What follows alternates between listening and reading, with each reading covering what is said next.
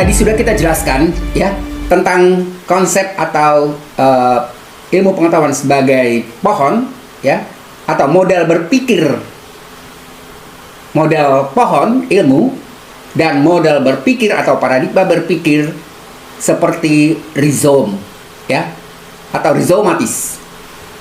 Di sini dijelaskan sebenarnya bahwa pada dua konsep ini menjelaskan dua paradigma atau konsep yang berbeda untuk melihat ilmu pengetahuan ya.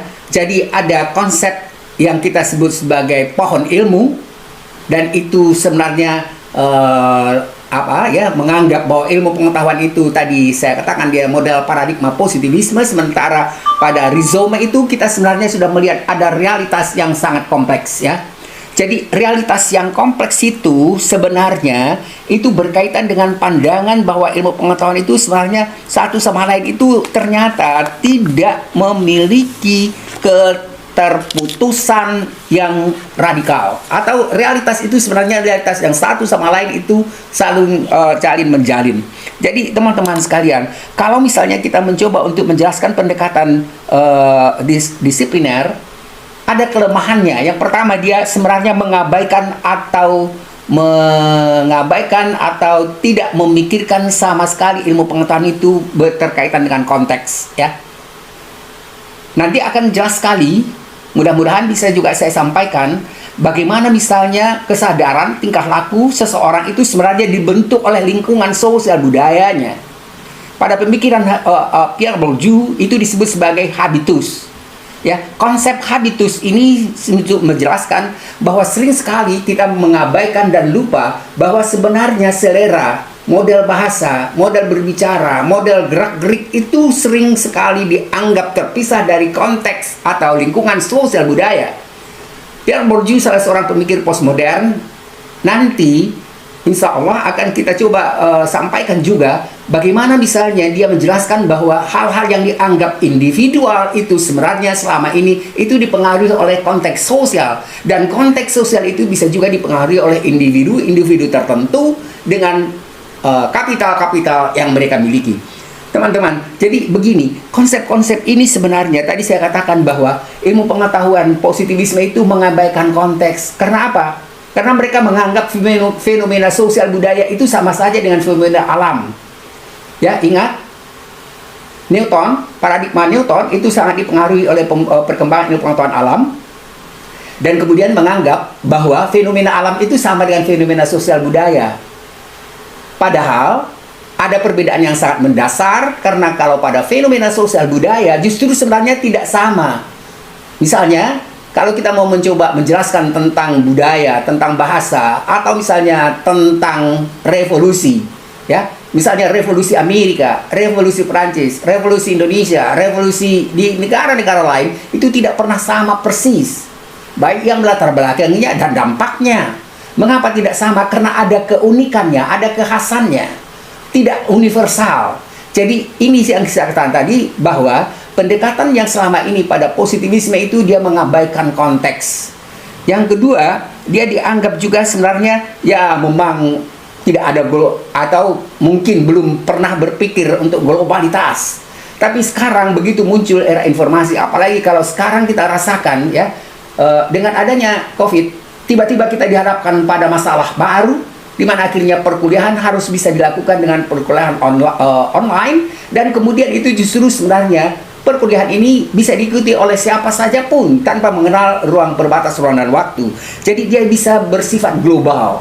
Jadi permasalahan-permasalahan begitu kita masuk ke era jaringan, ya, maka akhirnya masalah-masalah itu bisa menjadi masalah lokal menjadi global, dan masalah global bisa menjadi mempengaruhi masalah lokal.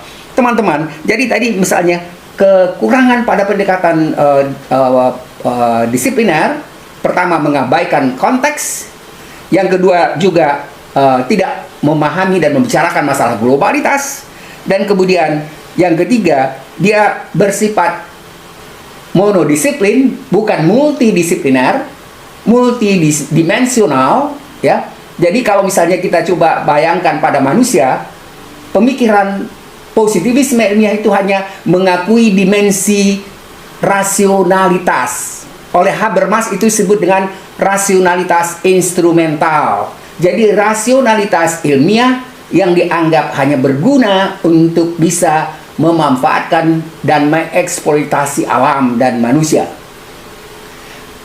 Jadi hanya satu model rasionalitas. Dia tidak mengenal rasionalitas misalnya komunikasi. Dia bisa mengenal misalnya rasionalitas yang sifatnya misalnya interpretatif dan lain-lain. Oleh karena itu sekarang kita bisa mengatakan bahwa positivisme menekankan dan memahami dan perlunya memahami apa yang disebut dengan multidimensionalitas. Jadi ada berbagai macam paradigma di dalam pengetahuan, ada berbagai macam masalah yang berbeda satu sama lain yang bisa dilakukan, didekati dengan cara, dengan metode dan teori yang berbeda. Yang berikutnya tentu seperti yang banyak kita katakan tadi, pada era sekarang itu masalah kompleksitas itu menjadi perhatian penting di dalam dunia akademis, ya. Ya, jadi ada 4 paling tidak masalah yang saya kemukakan di sini. Sebenarnya yang dikemukakan pentingnya pada pendekatan postdisipliner yang diabaikan pada pendekatan yang kita sebut tadi dengan pendekatan monodisipliner. Teman-teman sekalian, jadi saya coba lanjutkan di sini. Ini mungkin ada 3 cabang dari pohon yang digambarkan di sini. Cuman ini sebenarnya lalu ada batangnya, ya. Jadi saudara lihat akar tunjang itu disebut tadi ontologi, tentang realitas yang menjadi kajian di dalam ilmu pengetahuan, ya.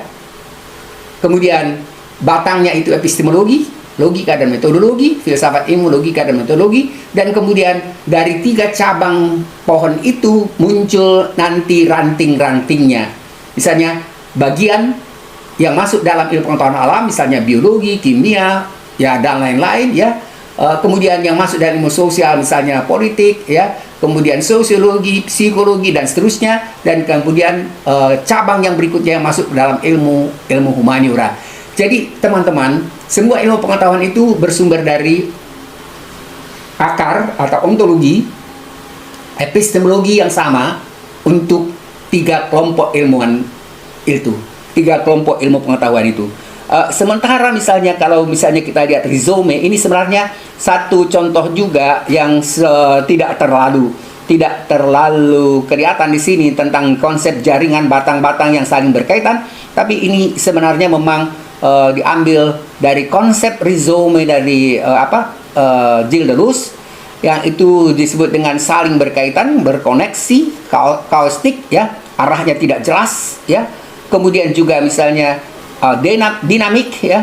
Kemudian dia menciptakan hal-hal yang arahnya bisa menyebar kemana-mana, dan kemudian juga dia tidak vertikal tapi horizontal, menyebar. Jadi di sini saudara-saudara sekalian, Anda coba pelajari sebenarnya lebih jelas. Jadi kalau misalnya kita sekarang mau bicarakan tentang permasalahan yang kita katakan tadi, misalnya permasalahan COVID, dia sebenarnya masalah ilmu sosial, ilmu pengetahuan, ilmu kesehatan, dia itu semuanya mempunyai masalah dan problem yang sama. Tidak ada yang tidak dianggap penting.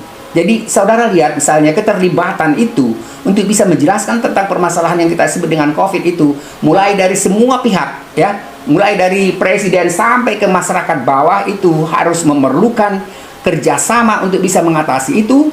Kemudian berbagai macam bidang ilmu harus bekerja sama untuk mengatasi itu, dan tidak ada bidang-bidang yang dianggap bidang ilmu yang lebih tinggi, ya, dari yang lain. Dan itu yang kita sebut tadi, kalau misalnya pada pohon itu ada nanti misalnya dia seperti hierarki. Sementara begitu kita masuk ke dalam kajian yang sifatnya kita sebut dengan pendekatan rhizome itu, dia disebut sebenarnya ilmu pengetahuan yang bersifat horizontal.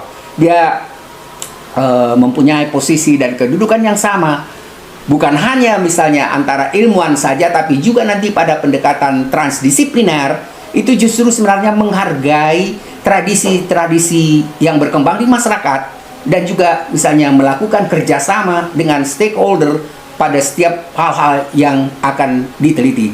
Jadi teman-teman, ada konsep yang memang sudah jauh kita lihat perbedaan. Jadi rhizomatic learning itu saudara lihat di sini, ini sebenarnya menjelaskan saling ketergantungan antara berbagai macam masalah dan bidang-bidang itu.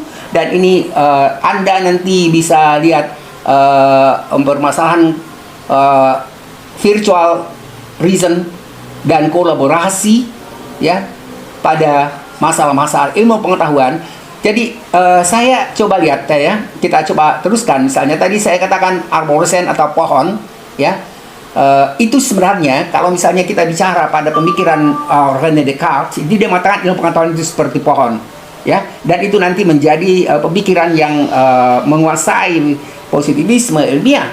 Sementara misalnya rhizome itu justru sekarang sebenarnya banyak digunakan. Dan kalau Anda telusuri misalnya berbagai macam lembaga riset di dunia, terutama sekali lembaga-lembaga riset universitas yang unggul yang penting, saya pikir tidak ada yang tidak memiliki lembaga riset yang sifatnya sebenarnya pendekatannya postdisipliner. Dan ada riset-riset yang sudah dilakukan sekarang, dan Anda kalau misalnya mau lihat sekarang tentang berbagai macam tema yang lulus dan diterima menjadi katakanlah misalnya jurnal-jurnal internasional, banyak sekali tulisan itu sebenarnya atau jurnal itu disiapkan oleh 3 orang ahli hanya untuk misalnya satu jurnal ya. Jadi pendekatan yang misalnya kerjasama antara bidang katakanlah kesehatan, kemudian biologi dan kimia misalnya dijelaskan di dalam satu jurnal oleh 3 ahli yang berbeda. Ini sebenarnya salah satu contoh sederhana untuk menjelaskan bagaimana misalnya sekarang pendekatan yang kita sebut sebenarnya interdisipliner itu sangat ditunjang dan diharapkan oleh bukan hanya UNESCO ya. Dan nanti akan saya berikan kuliah pengantar. Sebenarnya biasanya kalau saya memberikan kuliah ini agak panjang waktunya ya, apalagi misalnya seperti di kajian strategi global, ini adalah kuliah yang wajib untuk semua program pasca S2 dan S3. Itu adalah kuliah wajib. Saya berikan dasar yang sangat luas sebenarnya tentang permasalahan-permasalahan mulai dari awal, kemudian berbagai macam lembaga negara, UNESCO, OECD, kemudian seret dan riset-riset lembaga riset universitas dan global lainnya yang menunjang perlunya pendekatan yang kita sebut dengan pendekatan interdisipliner itu.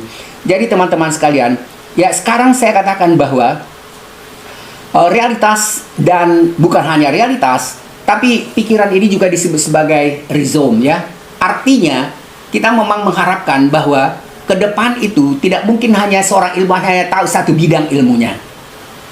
Memang tidak mungkin kita bisa menjadi ilmuwan yang tahu begitu banyak dalam bidang sekarang. Walaupun sebenarnya kalau kita lihat pada pemikiran Yunani, misalnya Plato, Aristoteles, Socrates itu, mereka itu sebenarnya orang-orang yang memang interdisipliner, ya. Mereka misalnya seperti Aristoteles, ya, tokoh logika, tokoh fisika, dia yang mengungkapkan istilah fisika, dia yang mengungkapkan istilah politik, dia mengungkapkan istilah misalnya tentang kebijakan publik dan seterusnya, ya. Socrates membicarakan tentang hukum dan keadilan, membicarakan tentang masalah masyarakat, membicarakan bermacam-macam bidang itu mereka sudah kuasai. Dan hal yang sama juga sebenarnya pada pemikir-pemikir Islam. Anda bisa baca kembali misalnya bagaimana pemikiran Ibn Drus ya. Ibn Drus itu seorang dokter yang pemikirannya sangat luas, dan pemikirannya katanya hampir 1000 tahun. Pemikiran-pemikiran Ibn Drus sebagai dokter itu sering digunakan sebagai acuan untuk berbagai macam universitas di Eropa. Kemudian ada Ibn Haytham, dan Ibn Haytham ini sebenarnya ilmuwan yang sangat-sangat interdisipliner dan dapat mendapat penghargaan dari UNESCO ya sebagai seorang ilmuwan yang dikagumi karena keluasan wawasannya. Jadi teman-teman, sekarang kita sudah mulai sebenarnya melihat bahwa sekarang ini tidak mungkin seorang ilmuwan hanya bisa tahu tentang satu bidang ilmu dan tidak bisa melakukan kolaborasi, dialog, diskusi dengan bidang-bidang ilmu lain. Ya, jadi ini arah baru ya, karena ke depan tidak mungkin bisa misalnya satu bidang ilmu hanya menyelesaikan satu masalah hanya dengan satu bidang ilmu, tapi memerlukan kolaborasi, kerjasama antara berbagai macam bidang ilmu, antara berbagai macam universitas, antara berbagai macam kelompok-kelompok ilmu pengetahuan yang berbeda. Oleh karena itu sebenarnya kita ingin sekali menekankan pada kuliah bagian akhir ini untuk kajian ilmu kepolisian. Nanti akan diperjelas, mungkin memang tidak mungkin disampaikan dalam perkuliahan, tapi nanti akan saya sampaikan misalnya bagaimana pendekatan sifatnya interdisipliner pada apa yang kita sebut dengan kajian forensic science ya. Jadi teman-teman sekalian, menurut saya yang mempelajari tentang forensic science, dan itu adalah kuliah yang sebenarnya saya gagas awal ya, dan sekarang itu menjadi mata kuliah penting yang menarik bagi teman-teman mahasiswa, karena ingat, forensik itu sangat perlu sekali bagi penjelasan atau bantuan ilmuwan untuk menyelesaikan masalah-masalah tentang kejahatan, tentang terorisme, misalnya di pengadilan ya. Jadi forensic science adalah salah satu contoh ilmu yang sangat interdisipliner, malah mungkin transdisipliner, dan itu sebenarnya menjadi bidang ilmu yang sangat penting sekali untuk teman-teman dari kepolisian, dari terorisme, dan lain-lain. Teman-teman sekalian, ini saya pikir kuliah-kuliah kita ini hanya sebagai kuliah dasar, dan Anda diharapkan bisa lebih memperluas, mendalami sendiri, apalagi kalau misalnya Anda kebetulan misalnya memiliki minat untuk mengambil tema ini. Jadi ini bukan hal yang tidak bisa diterapkan, karena kemarin juga saya baru selesai bulan lalu menguji, bukan hanya menguji, tapi saya memang promotor untuk satu disertasi tentang pendekatan interdisipliner untuk menyelesaikan atau kerjasama antara Uni Eropa dengan Jepang dalam menyelesaikan masalah pandemi COVID-19. Mudah-mudahan itu bisa menjadi bagian akhir dari perkuliahan ke-12 kita ini.